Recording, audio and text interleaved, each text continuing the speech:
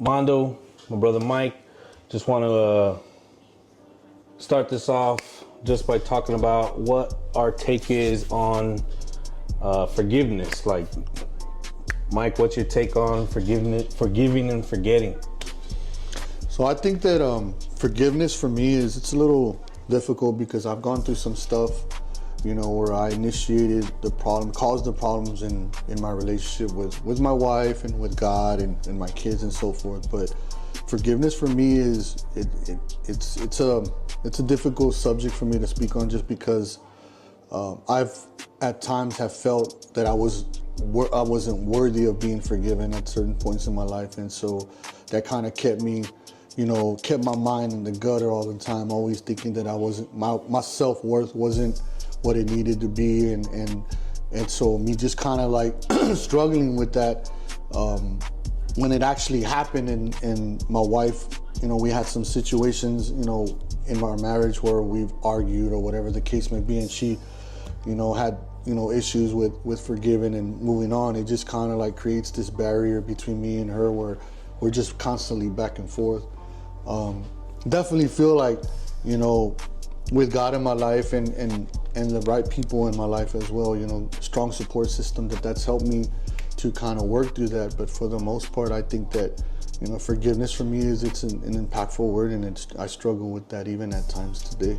Yeah, I can attest to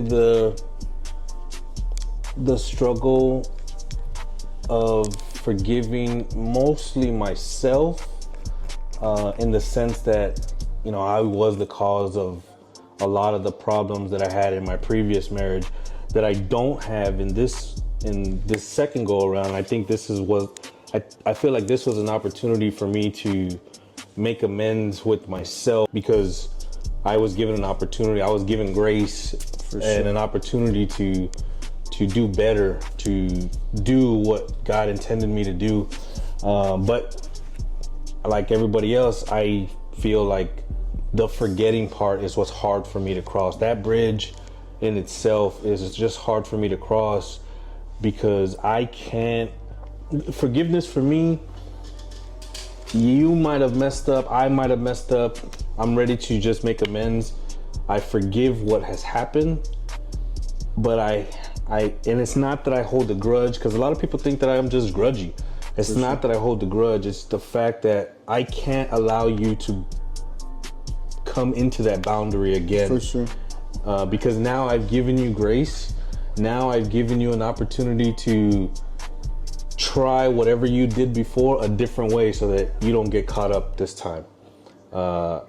Yeah, you might have stepped wrong and I caught you, but this time you'll step right so that I don't catch you, and now you have another one up over me. Yeah. Like fool me once, fool me twice type of stuff. Yeah. And I can't allow myself to get into that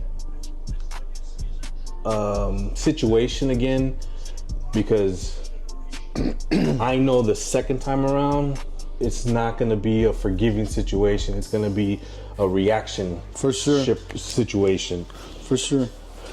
I do feel like before I was saved, I was primarily being judged on my action.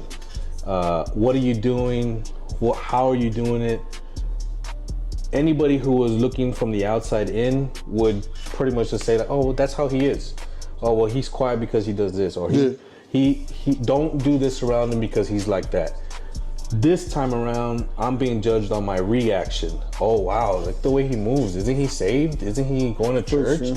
And now this is what he's doing? Like, wow, I can't believe that. That's why I don't want to be Christian. Gotcha. That's why I don't want to follow that stuff, because Christians are the worst. And I don't